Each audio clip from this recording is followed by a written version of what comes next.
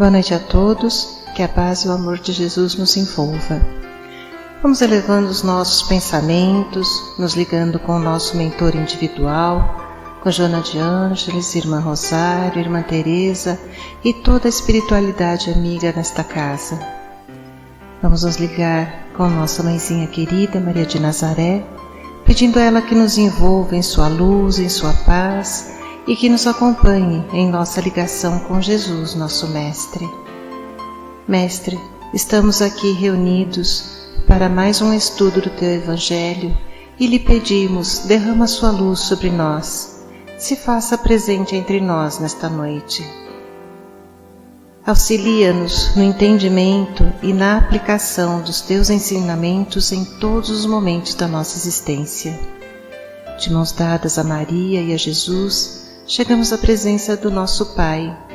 A Ele agradecemos pelo que somos, pelo que temos, pela oportunidade desta encarnação e elevamos os nossos corações e pensamentos em louvor e agradecimento, dizendo a Ele: Pai nosso que estais nos céus, santificado seja o vosso nome, venha a nós o vosso reino, seja feita a vossa vontade, assim na terra como nos céus.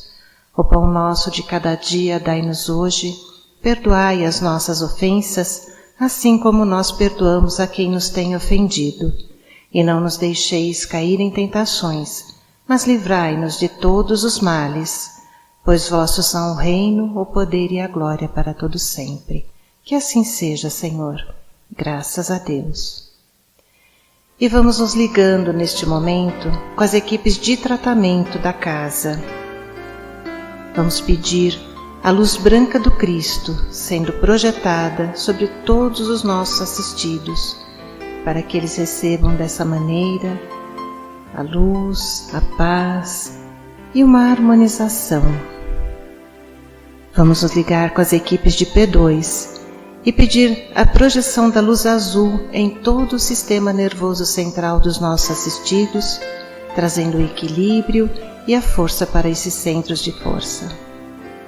Vamos nos ligar com as equipes de CH, pedindo a projeção da luz rosa no cardíaco dos nossos assistidos, para que a confiança, a fé e a esperança se fortaleçam em cada um deles.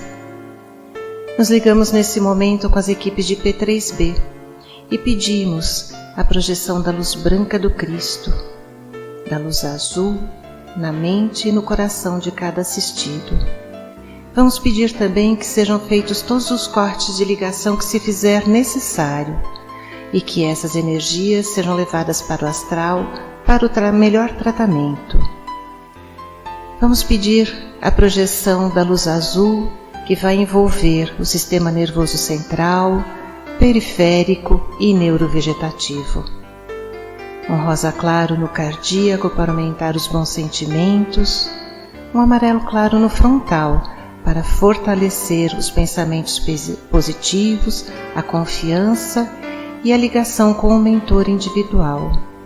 E uma cúpula rosa clara vibrante da cabeça aos pés, para que o tratamento permaneça até quando for necessário. Aos assistidos de saúde, vamos pedir a projeção das cores do arco-íris, que eles fiquem envolvidos numa cúpula protetora até quando for necessário. Que assim seja, Senhor. Graças a Deus. Convidamos a todos para que assistam neste momento à palestra que será posta no ar. Que assim seja. Pedimos licença para darmos início a mais essa reunião, recebendo com muito carinho nosso irmão Rialdo, que nos trará os ensinamentos dessa noite.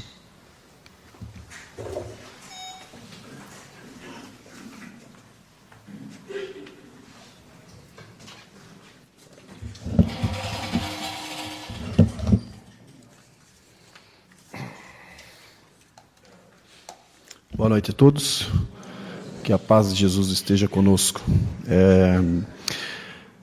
O nosso bate-papo de hoje refere-se a uma passagem de Lucas, num dos evangelhos de Lucas, que está transcrito no Evangelho segundo o Espiritismo, no capítulo 16, com um tema bastante polêmico, né? Não se pode servir a Deus e a Mamon.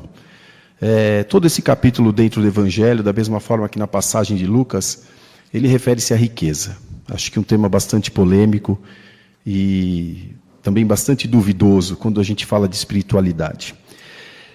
Nesta primeira parte, acho que vale a gente fazer um pouquinho de comentário antes de a gente vir para a parte prática do negócio no nosso dia a dia, né? Porque muitas vezes na teoria é fácil, né? A gente não precisaria frequentar os templos, nem as igrejas, nem os centros. Seria muito fácil lermos a Bíblia e seguirmos o que está lá. O problema é colocar tudo isso em prática. Primeiro vamos entender que Mamon não é uma pessoa, nem um reino, nem um Deus. Mamon simplesmente é uma palavra aramaica com o significado de dinheiro, riqueza e posse, né? Então, quando Lucas faz essa transcrição de servir a Deus e a Mamon, ele está sendo muito claro quando ele fala que não dá para servir a Deus ou ao dinheiro, né? E é claro que a gente foi massacrado e fomos esmagados 300 anos depois, quando a Igreja Católica resolve adotar o cristianismo e resolve liberar apenas aquilo que interessava da verdadeira passagem de Jesus, escondendo toda a vivência dele junto aos essênios e toda aquela outra história que é muito mais interessante do que a contada e apresentada por nós até o momento. Mas em momento algum isso tira a inteligência e o brilhantismo de Cristo, um ser extremamente iluminado que nos deixou lições maravilhosas, e essa é uma delas. Esse capítulo, nós temos algumas parábolas importantes dentro desse capítulo 16. Uma delas começa exatamente numa bacana, falando sobre a salvação dos ricos, onde ele fala uma coisa interessante, uma frase bastante comum e conhecida, que é mais fácil é mais fácil um camelo passar pelo buraco de uma agulha do que um rico entrar aos reinos dos céus. É claro que isso foi usado e isso foi interpretado de uma forma interessante, e naquele momento que aquilo é levado à humanidade, era um momento propício, talvez, e talvez necessário para aquilo, em tempos primitivos, onde a violência era muito grande, e você precisava colocar algumas regras. E acontece que isso foi incorporado e trazido a nós, como se o dinheiro e a riqueza fosse algum pecado maior, né? E, na verdade, não é nada disso. É claro, esse dizer, quando ele coloca, e a gente interpreta isso com o caminhar e a inteligência que hoje temos, que um mundo é o espiritual e o outro mundo é o mundo material. Que o mundo espiritual e o mundo material, embora eles não se completam, mas eles se interligam, né? Então, essas passagens todas a respeito da riqueza e de Mamon, como também tem a parábola dos talentos, e tanto Jesus nunca condenou a riqueza, porque nessa parábola dos talentos, o servo fala exatamente isso: a 2 eu te dou 5 talentos e a 1 te dou 1. Algum tempo depois, os 2 servos que voltam e duplicaram e triplicaram aqueles talentos são elogiados pelo Senhor, e aquele que simplesmente guardou é criticado porque ele tinha que ter feito daquilo produzir. Então isso também mostra que não era a riqueza, o valor material, mas sim a separação dos mundos, né? Precisamos entender, e a gente tem uma dificuldade muito grande de entender isso, que o dinheiro nunca foi o problema não está no dinheiro, o problema está no usufruto que você faz desse dinheiro. O problema não está na riqueza, o problema está no que você faz desta riqueza. Em nenhum lugar de nenhuma Bíblia, em nenhum lugar de nenhum Evangelho está escrito que para você ser caridoso você tem que ser pobre, né? E a gente confunde muito isso. Se confunde muito isso até hoje. Para que eu possa ser uma pessoa espiritualizada, eu tenho que abrir mão daquilo que eu consigo através do meu trabalho, né? O problema não é conseguir através do trabalho. O problema é conseguir o dinheiro, a forma que você consegue esse dinheiro. E é isso que a gente precisa se perguntar, e é isso que a gente tem que tentar entender, que esse legado de Jesus, só para vocês terem uma ideia, antes de eu passar um pouquinho para frente, num dos itens, num dos subtítulos, que é Jesus na casa de Zaqueu, ele começa com uma frase que eu vou até ler aqui para vocês, é uma frase só para a gente entender exatamente o brilhantismo e a inteligência de Jesus e como isso foi transcrito por Lucas. Nessa passagem, neste momento que Lucas transcreve essa passagem de Jesus, Jesus está saindo da Samaria e está indo para Jerusalém. E no meio existe Jericó. E Jericó é uma cidade de comércio, uma cidade de troca, de permuta e de câmbio, né? Então, a lição, o texto começa assim: e tendo entrado em Jericó, atravessa Jesus a cidade. Só nessa frase é de uma grandeza e de uma clareza de que, se a cidade era uma cidade de troca de dinheiro, de riqueza e de câmbio, Jesus não tinha nada o que fazer ali, em termos espirituais. Jesus simplesmente estava entrando em Jericó, atravessa a cidade. Ou seja, é a primeira lição, e de uma forma muito clara, de que todos os bens materiais são passageiros.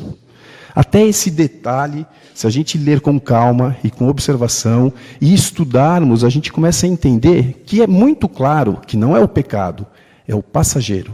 A hora que entendermos que o dinheiro ele gira para a humanidade, as coisas fluem de forma muito melhor, né? Então, esse detalhe de que Jesus entrando na cidade, atravessa, né, entrando em Jericó e atravessa a cidade, mostra realmente que o mundo material é um mundo de passagem. E a gente ainda, 2000 anos depois, a gente tem uma dificuldade muito grande de entender que nós não vamos nos livrar do mundo material, pelo menos por hora. Estamos incorporados em matéria para que a gente possa ter o caminho e o aprendizado. Mas o que a gente não pode esquecer, e eu acho que diante de todo o estresse, diante de tudo que a gente vive, a gente parece que essa é a vida eterna, né? É aqui que eu tenho que alcançar tudo, é aqui que eu tenho que realizar tudo, é aqui que eu tenho que fazer tudo. Nós estamos nessa caminhada há anos, há milhares de anos. Estamos reencarnando para tentar conquistar o máximo possível de aprendizado. Mas enquanto nós não nos conscientizarmos de que é preciso entender que estamos numa condição ainda bastante precária e precisamos utilizar as ferramentas de forma correta. O martelo, a chave de fenda, cada uma tem a sua função. Martela seu dedo para ver se é confortável. Claro que não. O dinheiro, a riqueza, os bens materiais são ferramentas iguais, para que possamos atingir uma espiritualidade melhor, para que possamos atingir uma compreensão melhor da nossa missão realmente, não nesta encarnação, como os espíritos em evolução. Entendermos que existem muitas moradas na casa do Pai, que esse é um mundo de expiação e prova. Enquanto nós não conseguirmos entender que existe algo maior, ou pelo menos nós não assumirmos que existe algo maior, esse conflito interno entre o ser e não ser estará sempre dentro de nós. E é exatamente isso. Começamos a distorcer as coisas, né? Um conflito interno hoje, que eu vou chamar de escolhas, né? E parece que está muito difícil a gente entender que a nossa vida é feita de escolhas. E cada vez que a gente escolhe algo, a gente tem que abrir mão de outro algo. Toda vez que eu escolho ser ético, né? Eu estou abrindo mão de não ser ético. Toda vez que eu escolho em ser caridoso, eu estou abrindo mão de ser egoísta. E assim vai. O problema é que parece que a gente sofreu uma carga tão grande de responsabilidades em cima de algumas virtudes, que parece que elas se tornaram inatingíveis. E realmente elas se tornaram inatingíveis, porque a gente começou a perder um pouco a noção de onde a gente vai, para onde a gente quer, para onde a gente tem que ficar. E a gente não entendeu que a gente não tem onde ficar. A gente só tem uma única opção: ir além. A gente precisa caminhar. A gente precisa evoluir. Essa é a nossa essência, né? A nossa evolução espiritual, ela vai acontecer. Vai demorar mais para uns, menos para outros, mas é a nossa essência, né? É por isso que estamos aqui, somos espíritos. A nossa missão final é a evolução. E aí existem milhares de dizeres: pelo bem, pelo mal, pela dor, pelo amor, não importa, mas vamos caminhar. As leis naturais e a lei do progresso está aí e vai fazer com que caminhemos, seja por amor ou seja pela dor, mas vamos caminhar. Então a gente precisa trazer esse ensinamento de Mamon e Deus como escolhas. Precisamos escolher que caminho nós vamos ficar, né? E quando você fala de escolhas, a gente começa a mexer em algo chamado valores. Valores morais, valores materiais e valores emocionais, que acho que é a base de tudo. Estamos com os nossos valores emocionais muito ruins, muito mal trabalhados. E como é que eu acabo fazendo uma escolha se eu não trabalho ódio, se eu não trabalho rancor, se eu não trabalho perdão, se eu não trabalho paciência, né? A gente não tem paciência para mais nada. Então, assim, é claro que se eu não trabalhar o ódio, se eu não trabalhar a raiva, que é um valor emocional, isso vai se transformar numa vingança, que é uma falta de valor moral, né? Eles estão ligados entre eles. E a gente precisa começar a entender, e precisamos começar a pôr em prática, e precisamos assumir Que escolhas são necessárias? As escolhas da nossa vida, a gente começamos a tratá-las como obstáculos de pressão, como verdadeiras guerras interiores, né? Eu escolho a Deus ou a Mamon. Não, eu escolho aquilo que eu estou preparado para ser. Escolho aquilo que eu tenho condições de escolher. Se algum de nós aqui conseguir seguir o exemplo de São Francisco de Assis, largar tudo e virar franciscano, parabéns, mas você está preparado para isso. A grande maioria de nós, a grande maioria não está preparado para isso. Mas precisamos dar o primeiro passo. Talvez o primeiro passo seja esse, começarmos a frequentar uma casa espírita. Isso vai ser o suficiente? Não. Eu preciso ir além, eu preciso fazer uma outra escolha. A partir do momento que eu conheço a doutrina, seja a doutrina espírita, seja a católica, seja o que for, a partir do momento que eu faço a escolha por Deus, eu preciso começar a me aprofundar nisso, preciso começar a estudar, preciso buscar conhecimentos, preciso começar no meu dia a dia a colocar em prática. E de novo a gente volta em valores. Né? Eu estudo, eu tomo conhecimento, mas chega uma oportunidade do meu trabalho de eu me dar bem. Mas eu talvez não possa ser tão ético para me dar bem. E aí eu fico em prova. Mas isso não é escolha. Né? Ou melhor, é uma escolha. Eu posso continuar ético, como posso não continuar ético, mas eu vou me dar bem. Né? Então, o que nós precisamos estar atento, e acho que a gente precisa começar a assumir, é o seguinte: imprevistos são imprevistos. Quando a gente faz uma escolha, a chance de a gente fazer a escolha pelo certo é grande. Mas talvez a gente tenha escolhido e tenha escolhido errado. É uma aposta. Precisamos analisar a situação e fazer a escolha. Mas nunca, quando a gente escolhe por algo, a gente sai perdendo, entre aspas, desde que a gente não escolha aquilo que a gente já tem. Por que isso? Porque escolher é mudar. Escolher não é ficar no mesmo. Aquela história que não se mexe em time que está ganhando, só vale no futebol. E muitas vezes nem isso, porque o time não vai ganhar para o resto da vida. Porque se fosse assim, o primeiro campeão mundial seria o campeão mundial até hoje. Não é verdade? Então, essa história que não se mexe em time que está ganhando, ele é um dito popular talvez um pouco ultrapassado. O que precisamos entender é que, assim, a partir do momento que eu fiz uma escolha, e nós vamos viver de escolhas, vivemos de escolhas, primeiro de tudo, tenho que estar ciente que eu estou abrindo mão de alguma coisa. E a partir do momento que eu abro mão de alguma coisa, eu preciso tirar algo chamado apego. Preciso cortar o apego àquilo.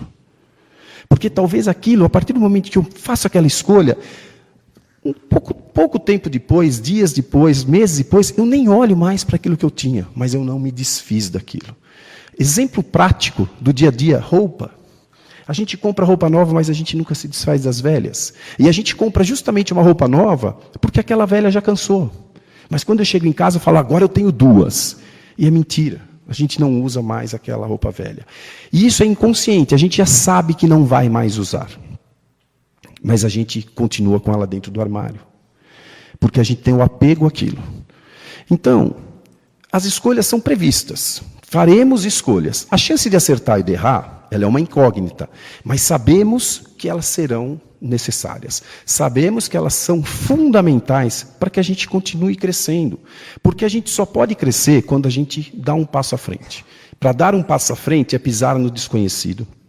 É pisar muitas vezes no medo, na insegurança, né? E voltamos a esses valores emocionais ruins novamente.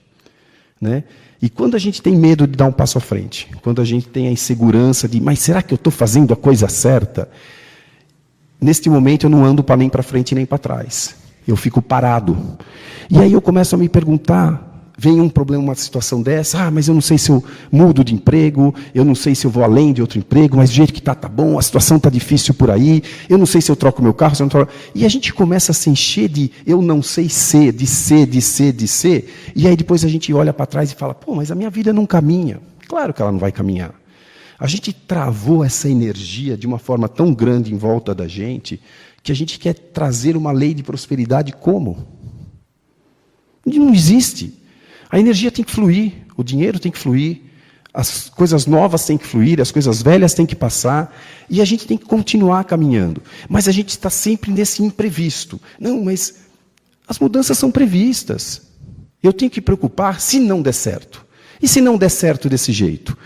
90%, eu arrisco mais, 98% das atitudes que a gente toma por algo novo, a gente nunca se arrepende. A gente tem momentos, talvez até de um pouco de receio mesmo, fala, puxa, por que eu fui fazer isso? Mas quando a gente caminha, deixa o tempo passar, uns 6 meses, 1 ano no máximo, a gente olha atrás e fala, puxa, ainda bem que eu tive a coragem de fazer isso. Eu melhorei, eu me desafiei, eu consegui crescer, ou se eu não cresci, eu amadureci, eu ganhei experiências positivas, enxergo as coisas de outro jeito. E por que a gente consegue ter essa sensação? Porque essa é a nossa essência. Ir à frente, ir além. Quando eu fico estagnado, na dúvida de se eu tomo uma atitude ou não, se eu faço por uma escolha nova, se eu vou em busca de algo novo ou não, a minha vida está travada. Né? E eu começo a amarrar as pessoas que estão na minha volta. E quando eu falo isso, eu não estou me referindo apenas a uma oferta de emprego, uma decisão de um relacionamento pessoal. Estou falando isso através de escolha de pessoas. Será que a gente está escolhendo se a gente está tendo Deus do lado ou se a gente está tendo Mamon do lado, não no sentido de dinheiro e nem Deus no sentido da espiritualidade? Quem são as pessoas que estão ao meu redor? Essas pessoas que estão ao meu redor vibram o quê? Coisas boas? São pessoas positivas? São pessoas negativas? São pessoas que sugam a minha energia? Será que... Vamos inverter o processo de referência. E o que eu estou sendo para aquele que está do meu lado? Eu sou positivo, eu sou para frente, eu sou negativo? Porque toda a história tem 3 lados, a minha, a sua e a verdadeira. Então não são as pessoas só que puxam a gente para trás. Talvez a gente esteja no papel de puxar um monte de gente para trás. Mas a gente não faz essa pergunta, porque o outro que tem que escolher. E para toda escolha é assim, se você não fizer a sua escolha, alguém vai escolher por você. Se você não der a sua opinião, a maioria opina e você é obrigado a ficar quieto. Então, precisamos entender que a maior ferramenta que Deus nos deu na mão é o livre-arbítrio. É poder escolher aquilo que eu considero que é melhor para mim. Talvez eu esteja até errado em algumas vezes. E isso a vida vai se encarregar de me mostrar. Que eu errei nesse ponto, que eu errei naquele. Mas quando a gente toma uma decisão consciente de querer acertar, dificilmente ou raramente a gente se arrepende de ter feito isso. Raras são as exceções. Com raríssimas exceções a gente se arrepende. E a gente só vai se arrepender quando a gente arriscou fez uma nova escolha, sem medir consequências. É difícil? Muito difícil. Ninguém falou que seria fácil. Nós estamos há 2000 anos tentando entender uma lição. 4, 5 parábolas. E a gente ainda não conseguiu entender, a gente entendeu. Mas a gente não consegue colocar em prática esses ensinamentos. Por um único e simples motivo. Nós estamos muito, muito, muito distante da espiritualidade de Jesus. Muito distante. Por isso não foi qualquer um. Foi alguém que veio para nos ensinar, através de exemplos simples, práticos, que o caminho até essa espiritualidade seria longo e difícil. Não tenha dúvida. Mas precisamos fazer escolhas. Precisamos estar prontos para o previsto. E errar algumas escolhas é o previsto. O que nós temos que estar preparados é para o imprevisto. Já chama, né? Não estar previsto nisso. E para isso, não podemos ter medo de escolher. Não podemos ter medo de escolher as pessoas que estão do nosso lado. Mas não nos esqueçamos de saber se estamos sendo boas escolhas para quem está do lado. Eu estou fazendo o meu papel? Estou cumprindo a minha parte? Quantas vezes a gente para estudar uma doutrina? Quantas vezes a gente para estudar um comportamento? Quantas vezes a gente tem uma pessoa do lado? Eu tenho uma amiga, um casal de amigos, eles têm 2 filhos. Um moleque é brilhante, bom aluno, sempre foi, um moleque fabuloso, sensacional. O outro menino, super legal, mas o menino não vai. Um garoto tem 27 anos. Eles demoraram 27 anos para perceber que o garoto tinha um déficit de atenção. Que o menino tem um autismo leve. Aí, conversando com eles falaram assim, como eu não percebi antes? Né? Estava tudo na minha vista. Um garoto que tinha pouquíssimos amigos, que tinha pouco relacionamento, só queria ficar em casa. E muitas vezes, esses sinais estão na nossa frente. Né? Mas se espera 27 anos para admitir, talvez, que a gente tenha alguma falha. Né? Porque o único motivo, escolhemos não tomar atitude. Escolhemos ficar, talvez, nessa escuridão, porque isso nos leva à zona de conforto. E a zona de conforto é uma zona conhecida, uma zona que eu sei até onde eu posso ir, até onde eu não posso ir, se vai queimar minha mão, se não vai queimar minha mão. Por isso que é bom ficar na zona de conforto. Mas a zona de conforto, com certeza, traz vários problemas. O primeiro deles é que estamos estagnados, não vamos chegar a lugar nenhum. E a vida vai se encarregar de nos empurrar. E aí vai ser muito pior. O segundo deles, estamos sujeitos a que alguém tome as nossas decisões, que alguém faça as nossas escolhas. Talvez um relacionamento pessoal, talvez um cônjuge, talvez um filho, talvez um chefe, talvez alguma pessoa que cansou da nossa postura. Porque as pessoas têm o direito de cansar da gente, da mesma forma que a gente tem o direito de cansar delas. Né? Mas a gente precisa entender e a gente precisa assumir que somos espíritos em evolução. E quem está em evolução não pode estar parado, não pode estar estagnado, não pode se dar ao luxo de não fazer escolhas. E isso é o previsto. Uma escolha vai me dar uma renúncia de algo. E precisamos pôr na balança, né? Aquilo que vai valer a pena e aquilo que não vai valer a pena.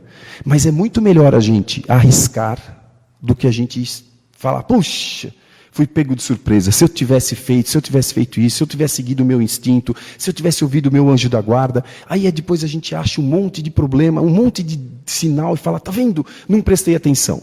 Faltou fé.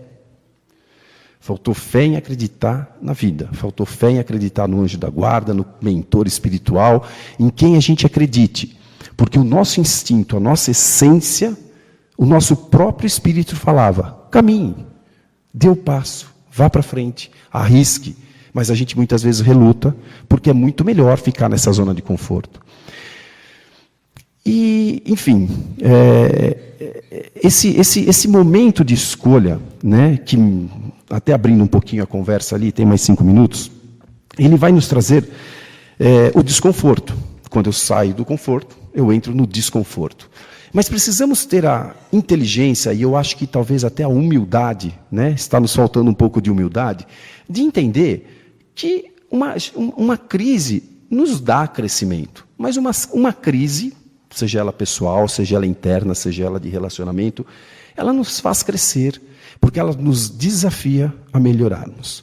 Ela nos desafia, se eu estou com um problema de relacionamento com ela, a sentar e conversar, a ter paciência.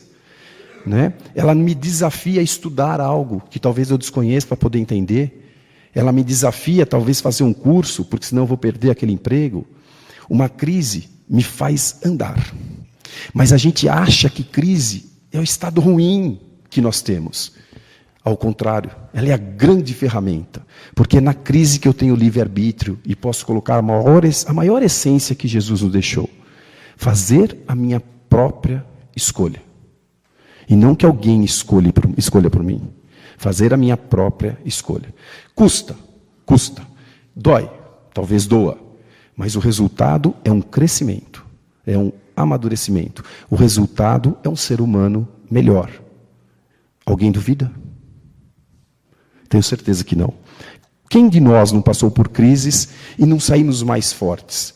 É esse o objetivo. Precisamos parar de achar que quando estamos em crises, seja ela moral, emocional, uma crise financeira, é um convite à oportunidade de mudar. Puxa, mas está tudo tão difícil, eu não vejo saída, como é que eu resolvo um problema de doença? Lembre-se, a gente não consegue mudar o que somos hoje. O que somos hoje é o resultado do que fizemos.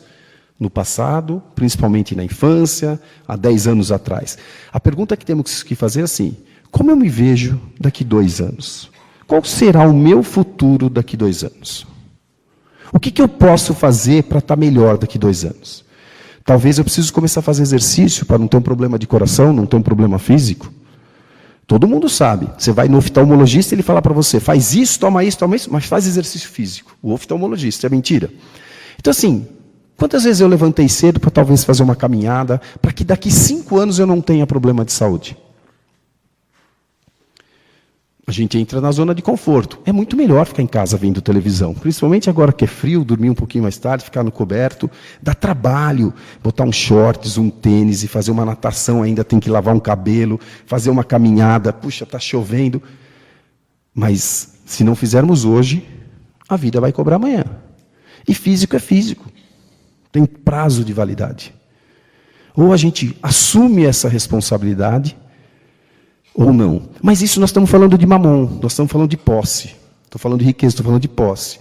E o meu lado espiritual? O que eu tenho feito? Eu tenho vindo aqui, ouço palestras, entro na cúpula da casa, tomo um passe. Poxa, não existe tratamento melhor que isso. Eu vou ficar nisso por mais 10 anos.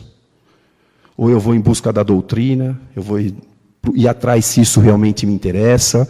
Ah, vou fazer escola. Putz, mas escola dura 7 anos. Mas é só o começo. Porque depois da escola vem o trabalho. E aí a gente começa a entender que a gente está em busca de um crescimento. Estou aqui, obviamente, falando do Centro Espírita, mas com a liberdade total de que cada um tem a sua crença, e acredito que todos estejam aqui buscando isso, mas é preciso ir além. Se hoje me conforta vir numa palestra pública, o meu sino tem que tocar, que isso é só o começo.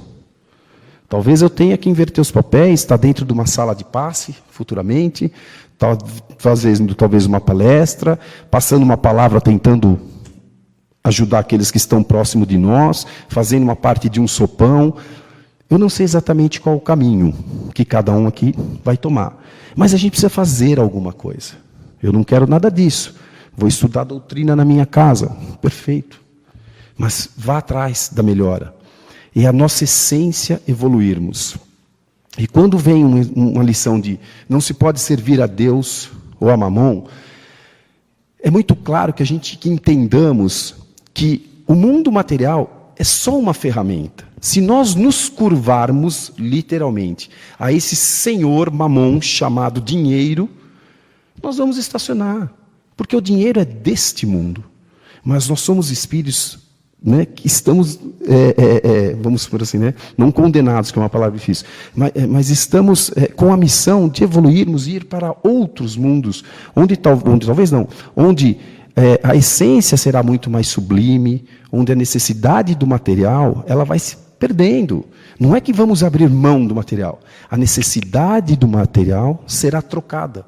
Porque na vida nada se perde, nada se cria, né? Tudo se transforma.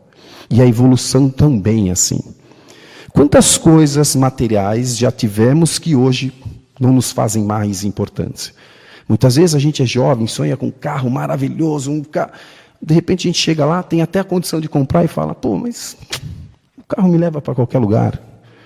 Isso parece bobagem, mas talvez seja uma maturidade de um desprendimento.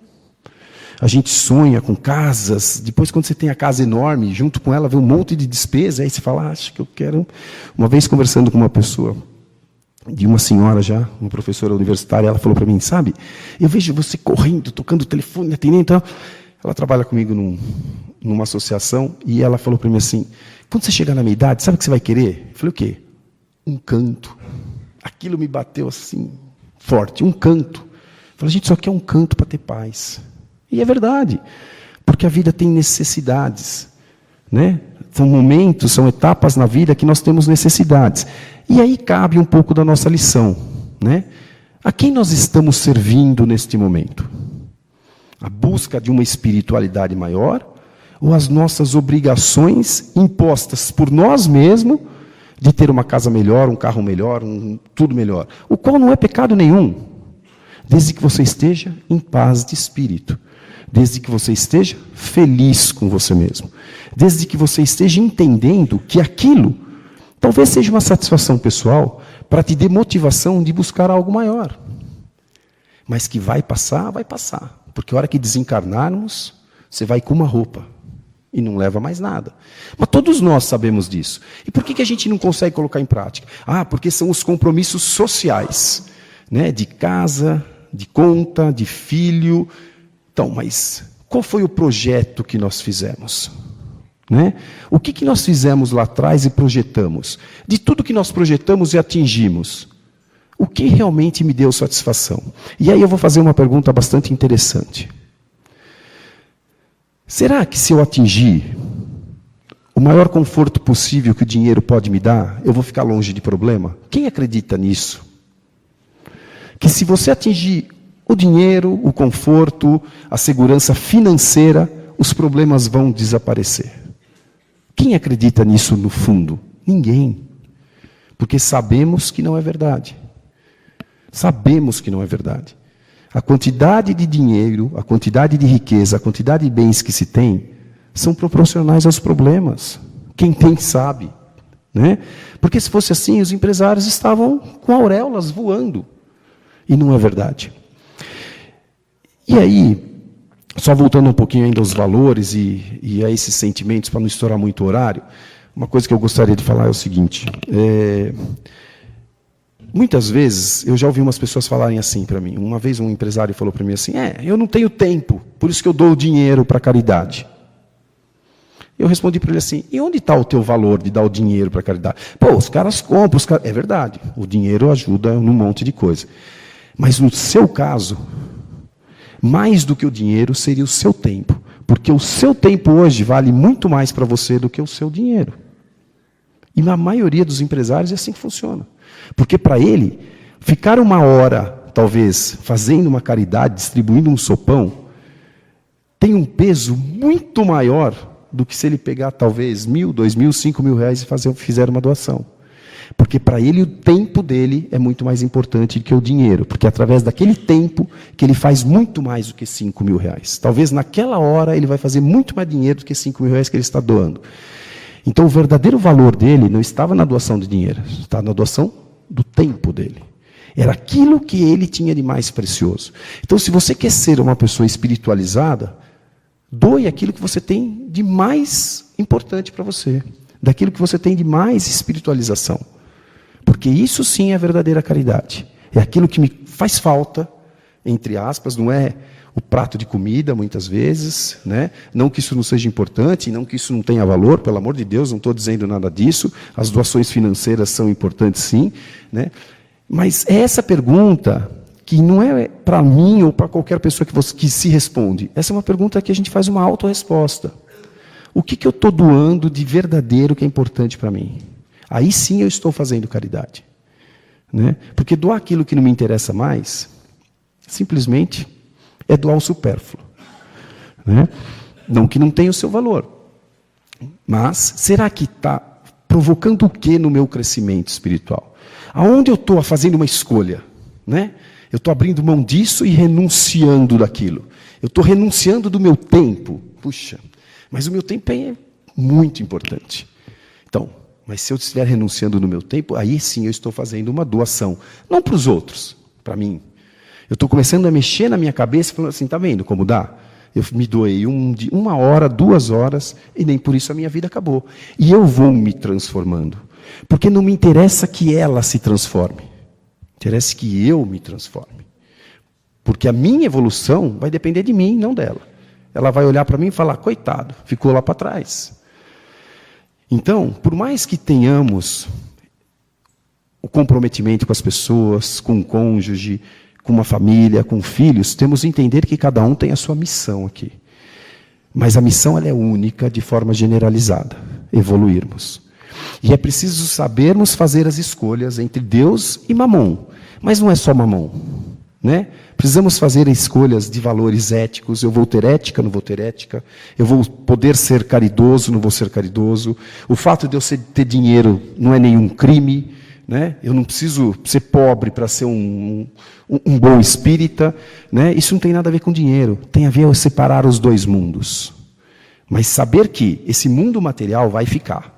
E o mundo espiritual é o nosso caminho. Então, quando existe Mamon e Deus, se tivermos essa consciência, a gente já começou a sair da escuridão. E começamos a enxergar para onde temos que ir. E se a gente sabe, pelo menos, para onde a gente tem que ir, já é um passo enorme. Eu não preciso saber qual é o final do caminho. Pode ser que eu não alcance enxergar lá na frente. Mas eu já sei que nesse caminho eu tenho uma luz. E aquilo que ilumina é muito mais fácil. Aquilo que está sendo, se aqui é a minha luz, esse caminho é mais seguro, é por aí que eu vou. E aí a gente precisa arriscar. Mas sabendo que nós vamos tropeçar, sabendo que não é tudo que vai dar certo, sabendo que vão ter outros imprevistos. Mas assim é a vida. Ninguém disse que estávamos aqui de férias.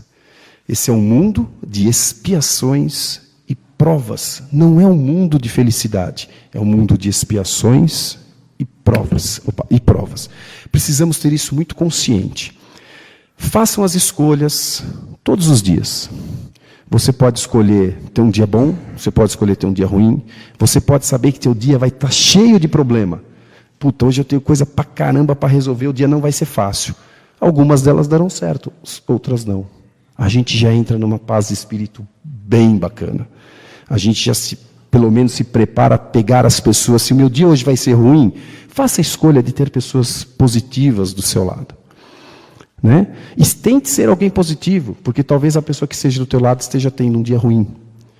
Então, é um olho em duas visões aí.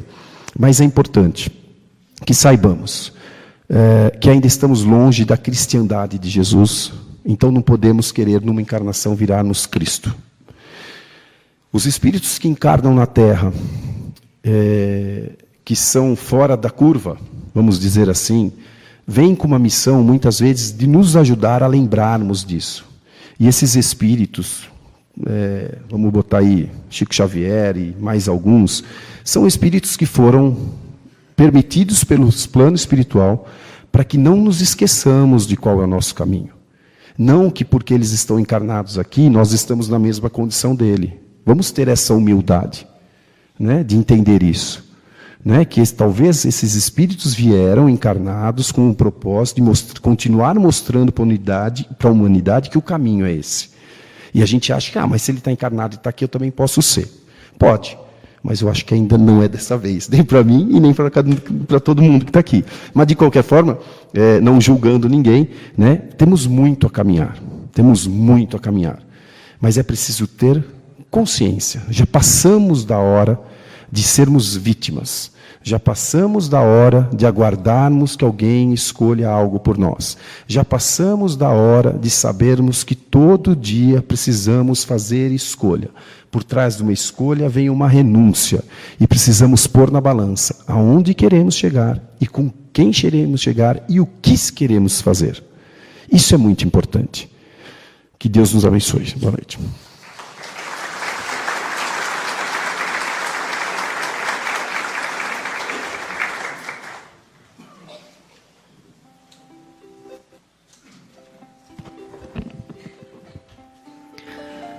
Pai querido, só temos a agradecer por estarmos aqui, mais uma vez, reunidos em Seu nome. Agradecemos por esses ensinamentos que recebemos essa noite e que possamos fazer as nossas melhores escolhas e que essas escolhas possam contribuir para o nosso desenvolvimento, tanto moral quanto espiritual. Que possamos usá-los para o nosso crescimento, para ajudarmos o nosso próximo. E agradecidos que somos, por tanto que aqui recebemos nessa casa bendita, que possamos compartilhar um pouco com os nossos irmãos, nossos amigos, nossos familiares, e que possamos retornar aos nossos lares, envoltos nesse amor, em paz e tranquilidade. Que assim seja, graças a Deus.